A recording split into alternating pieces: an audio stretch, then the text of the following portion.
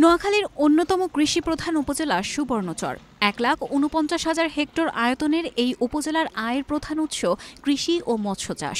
২০০৫ সালে নবগঠিত এই উপজেলার চাহিদার আলোকে জলাবদ্ধতা নিরসনে খাল খনন করে সরকার, কিন্তু বিগত ১০ বছরে অধিকাংশ খাল রাজনৈতিক ও প্রভাবশালী মহল দখল করে রাস্তা, বাড়ি ও দোকানপাট নির্মাণ করেছে। এতে বর্ষা মৌসুমে জলাবদ্ধতা সৃষ্টি, পুকুর ও মাছের ঘের ডুবে যাওয়া, আমনের বীজতলা নষ্ট ও আমন চাষ ব্যাহত হচ্ছে বহুদিন ধরে। স্থানীয়দের দাবির প্রেক্ষিতে গত ২ মাস ধরে এসব খাল পুনরুদ্ধারে অবৈধ স্থাপনা উচ্ছেদ শুরু করেছে উপজেলা প্রশাসন। দীর্ঘদিন পর এসব খাল দখলমুক্ত হওয়ায় স্বস্তি মিলেছে কৃষক ও কৃষি কর্মকর্তাদের মনে।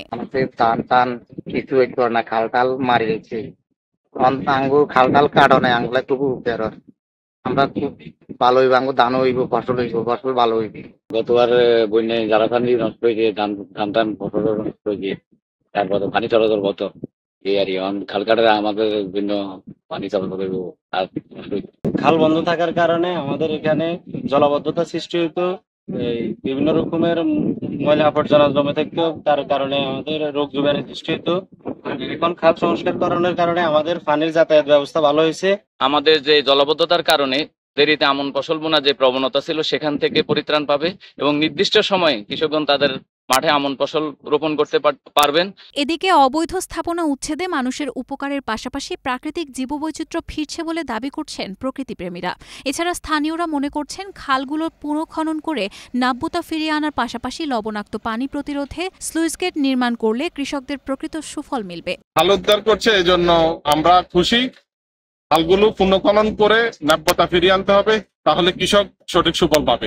খালটা কাটছে আমাদের জন্য ভালো হয়েছে। তো পানিও যাইব, নোনা পানি না ঢুকে, নোনা পানি ঢুকলে আমাদের ক্ষতি হবে। একটা সুইচ গেটের ব্যবস্থা হইতে হবে গোয়ার।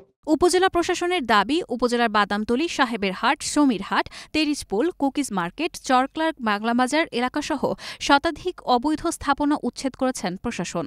আমরা হচ্ছে সুবর্ণচরে যতগুলো হচ্ছে খাল আছে, ওই খালগুলো হচ্ছে আমরা উদ্ধারের চেষ্টা করতেছি। খালে যারা অবৈধ দোকানদার, তারা হচ্ছে অবৈধ দোকানদার, ওগুলাকে হচ্ছে আপনারা অপসারণ করে খালি যে স্বাভাবিক পানি প্রবাহ, ওই পানি প্রবাহটা এনশিওর করে আমরা খাল থেকে পুনরুজ্জীবনকরণের জন্য আমরা উদ্যোগ গ্রহণ করেছি।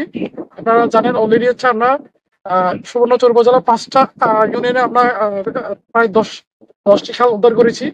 উদ্ধার করে হচ্ছে 10টি খালে যে স্বাভাবিক যে পানি প্রবাহটা থাকার কথা আমরা এটা নিশ্চিত করেছি। তবে স্থানীয়রা বলছেন, প্রশাসন উচ্ছেদ অভিযান চালালেও পুনরায় খাল দখলে প্রভাবশালীরা মহোৎসব শুরু করে দেয়। তাই সরকারি খাল দখল করে অবৈধ স্থাপনা নির্মাণ করলে উচ্ছেদের পাশাপাশি আইনানুগ শাস্তির দাবিও জানিয়েছেন তারা।